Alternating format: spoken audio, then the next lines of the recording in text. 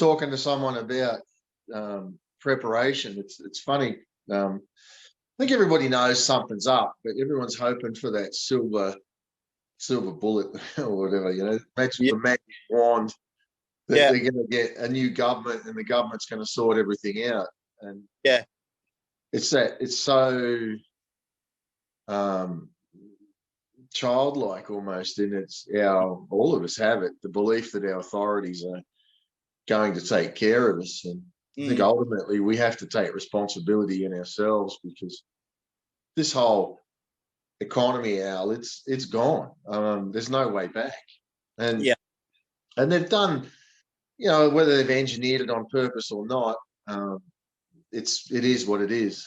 And I think my concern is people have been looking and thinking, well, how can I prepare? And there's a million different ways people can do things, but I think the most important preparation is actually owning. To be able to say, I think this is going to happen. It's kind of like a divorce, isn't it? The man, you get thinking you're all doing not too bad, something's up, then all of a sudden one day, she walks in and leaves. Walks out. What happened? I know a guy, he went to work, and when he came home, his house was empty. And he sat on the lounge room floor and cried, And when you get run over like that, it's I mean, it's devastating, because it's not like there's any slack. So if the economy collapses and you're somebody that has not paid any attention to yourself, your inner being, when it collapses, you wake up one day and everything's gone, and you're like, what? But I think the greatest preparation is preparing in ourselves, that we can start to say, all right, firstly, I can acknowledge that something's up. And secondly, with the economy and the way the world is, and I'm going to be at peace in myself and find how to connect to God, really, too, to know that peace is who I am, not what I do. And I think that, to me, is the most vital piece of preparation, is getting to that point of saying, I can acknowledge this. I was talking to someone before I let you speak. I was talking to someone yesterday about it, and they said, I don't even want to think about it, it's too scary. I said, well, come back to them today. I said, look, you've got to, I get it, it's very scary, but what's that saying? He who buries his head in the sand is bound to get burnt in the end. You can't just pretend everything's business as usual and it's all going to go away. It's not. And you say, well, I don't like that. Well, okay, but you're still going to have to live it. So it's time to start at least acknowledging in ourselves that the world as we know it overnight could go away. And I think there's no greater example of that than Venezuela, which is the wealthiest nation in South America, and it's now probably the poorest. Because they have diamonds, they have gold, they have oil, they have massive natural resources, not unlike Australia. In Australia, Australians are saying, well, it can't happen to us. We've got all these resources. We'll sell our iron ore. It doesn't happen. Venezuela's the same. And the elites are living great in Venezuela, but the common people are jumping in front of trains. And when on our Venezuela interview, the man says that he has a friend that works in the trains, and said that women are taking their children and jumping in front of trains with their children. It's something that it's so catastrophic, we don't have a frame of reference for it. But within ourselves, we have to heed the call. We have to start to say something's up. And if you're pulling away from that, you know full well that you're living a long way. That's where I'm coming from, Al, with it all. And well, as you were talking before, I think me and you have spoken about this before. It's like it's very similar. I'm thinking of a lot of mates from New Zealand of mine, and they didn't acknowledge before they come to Australia that in the construction industry it moves where the economy's moving, and they didn't acknowledge that. They just came, they bought a house, they spent all this money on cars, and then all of a sudden the work left and went to WA. And same sort of thing. I was just thinking about that when you were talking before, is where they went wrong is they didn't acknowledge or didn't look into about the construction industry. And it's the same sort of thing. I think, like you said, Scott, it's important that we acknowledge that the economy's gone to crap, and that, you know, people don't want to hear it. We had when we were in Portugal, you know, our son was in the top football club academy in the world, Sporting. Benfica wanted him. So Sporting and Benfica were fighting over one of our sons. And the second son was going to go in there before we ended up leaving. But there was no end of people that would turn up there from around the world, Australia, America, you name it, wanting to bring their child to be there. And it's virtually impossible. It's not impossible because I did it, but it's very it's not an easy thing. And everybody comes with these romantic ideas of what it's going to be. And the Portuguese are like the government. They'd latch onto that, and you'd find these people. And there was one lady there, I know, that they'd paid $20,000 to a Portuguese person that said they were going to get their child in to play. Now, she was telling me what they were doing. It was impossible. The way they were doing it, it was a lie. But what I'd done in the past is when I told people, that's a lie. That's not they're taking your money for nothing. The way you've done it, it can never be done now. What you've done, you've blown it forever. And they get mad at me and just don't want to talk to me. Because it was reality. I've lived it. But they didn't want the reality. They wanted the dream that maybe their son was going to make it to the big time. And people fall in love with dreams. They want to live the lie. They don't want to live the truth. Because the truth seems like hard work. So they have this dream. But I had another person I changed what I did. There was another person that wanted to bring their son from the States, and they contacted me. And I said, look, I'll do a consultation. And I charged a good amount of money for a consultation. And in that consultation, I laid out the pathways that they could take and the probability of what those pathways would involve and what would happen. And to my knowledge, they never went through with it because they were able to see logically.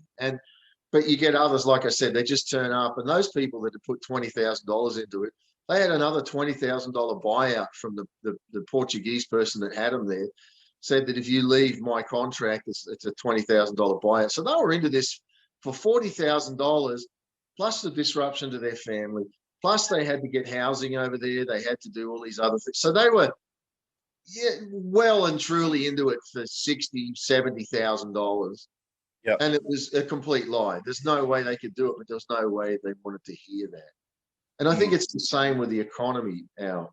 People don't want to hear it. They've got a dream. Well, I've got a house. I've just bought a house. The Bible talks about it. You know, where he says what the guy says, well, I'm going to knock down my barns and build bigger ones. And the Bible says, you fool, tonight your soul is required of you. And I think many people are trying to create normal, live normal, be normal. And I think the supernatural, the divine of God is saying, you fool. Tonight your soul is required of you. Our world is about to change. Everybody knows it, but running from that. So I think today I wanted to just say, prepare in your heart. Come on, listen to the message. You know what we're saying is right. You know that something's up. Don't ignore it. Don't ignore it. Doesn't mean you have to go into fear and panic and mode, but in yourself, start to prepare. I mean, what do you got to say about that, Al? Preparing in ourselves. Well, for me, it's going my faith, my God, to God. You know, just trusting Him through these times, and creating a relationship with Him, like just talking to Him in me room and having a relationship with Him, because what I've noticed, He's starting to guide my life. He's guiding, He's putting things in my life that and I don't have to try to do anything. You know, it's just trusting in him and going to him. It's so easy to start to go to the world and look at, you know, do the worldly things and which distracts from our relationship with God. And for me, that's where I am today, is because of that. I've got a relationship with him, and he guides me, you know, and yeah. you know, Well, yeah. I met a woman yesterday, friend of my mother's. I was dropping some stuff off, and she's a business owner in a restaurant, Chinese restaurant, and she's selling it. Well, in a shop, and she's all sort of asking me about it. What do I do, and what do I do when I sell it? You know, with the way the economy's going and all this sort of stuff. And the example I gave her was, and she's like, how do I know God, what God wants for my life? And I said, well, the Bible talks about a river that flows from the throne of God. And by that river, there's plants and there's life and, you know, everything that goes along with a river. And I said, you know, we have a choice. We can jump in that river, and it's scary because we lose control. Yeah. We can still swim. We have limited control, but we can get out of the river. But the river's going to take us where the river's going to take us. And there's rocks in the river. The river goes around the rocks, which are the obstacles of life. Yep. Those rocks are still there. Rapids can be frightening. Waterfalls, even more frightening. But in the river, you're fine. But I said, when you get out of the river and you walk on the bank, because you have more control then, yeah, move slowly. And how are you going to get down cliff faces and around rocks and up, you know, around things that are, I said, it's a lot of work, a lot of effort. But you're in control, but you get worn out because control wears you out. Yeah. I said, the best thing you can do is, you know, God wants you to sell your business because you feel it. So I said, in the past, you wanted to sell your business because your husband hated it. Yeah. So I said, but now that's not there. What you're saying to me, it's a different resonance. I said, what you're saying to me now is something in me is just telling me to sell. And I said, so that something is the river of God. That's peace. I said, follow the peace, and your buyer will be in the peace. You will have obstacles, but all your answers are in that river. I told her about a man I knew in the States who, when we were there at one point, they had the housing boom. I mean, real estate was going crazy, and he was a very successful property owner, owned a lot of properties, houses, commercial property too, and he just woke up one day in the middle of the boom and he said, I just feel like I'm supposed to sell it all. Now, he wasn't claiming to be a Christian or anything. He knew he had his own connection to God. And we all have that. And it's just whether or not we choose to go where it goes. So he put all his housing and all his property on the market. And of course, people were telling him he's insane. You know, you're going to lose so much money doing this. And he sold everything. Shortly after he sold everything, the market crashed, and he was out. And then he bought all the land, all the property that he bought it because it was now like crashed. It was worth nothing. He had all this money, and he bought it, and he ended up with more than he did before because he listened. And I think that is the answer to investment here in this time. There's no final answer. People say, "Oh, Bitcoin, no." Gold, no, because and there's reasons. Government will take that stuff. They're not going to not take it. But what it is, it's that short term going with the river of God that's in you, to start to say, hey, I really feel this. And it goes beyond my logic. It goes, it's beyond my fear and my control. I know I'm supposed to do this. And when you get those no's, doesn't matter what anybody's saying to you. When you know it, that you know it, that you know it, do it.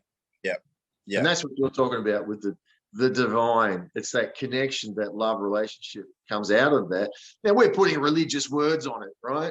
Yeah, exactly. And like I did it not long ago. Remember, Scott? I started to work again. I took control and I jumped out of the river and I started to work. And as I kept going, I was taking control. I started to lose my peace.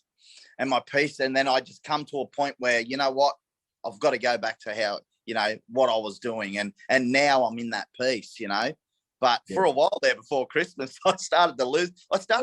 We should say to anyone that watches this, you were working in you were going to work in what you thought was going to make you a lot of money. Yeah, And that's exactly. and it was, you were getting paid well. You took Good. control because you wanted the money, but once you Yep. got, you lost your peace. Yep. Yep. And And now you're living for yeah. the eternal. Yeah. Yep. Yep. Yeah, I think it's a very to some people it's a very frightening time. To others, it's a great time of opportunity coming. Yes, we are going to see, and we are seeing things in place in this world that are very frightening in one sense. A loss of our way of life, a loss of normality, a loss of the way things have been. I mean, whether or not they choose to believe it, some of these things with the new government that's coming into the new world government, things like that. I mean, that's biblical. We're looking at biblical stuff. The Bible told us some of this stuff was happening. But to me, it's a wonderful time of opportunity of walking in what we know is going to bring us peace. We don't have to go. We don't have to crash and burn like the world. Yeah. And I don't believe we have to live like paupers either. There's always a way. God always makes a way. In that river, it's creative. Everything we need in that river is creative. Yeah. Yeah. Yeah. And I was just thinking too, prosperity comes in God's time, not ours. And like I tried to do before Christmas, I tried to take on that, didn't do much for me. I started to go back to old habits, Yeah. Hey, we caught a quick thought. We'll do this again, but let's leave you with your little guy. Hey, Levi. Hey, Levi. Hello. Hey, hello, Scott. What a precious guy. Let's catch up again another time, and you focus on what's important there right now. So, God bless you. See you, bro. Bye.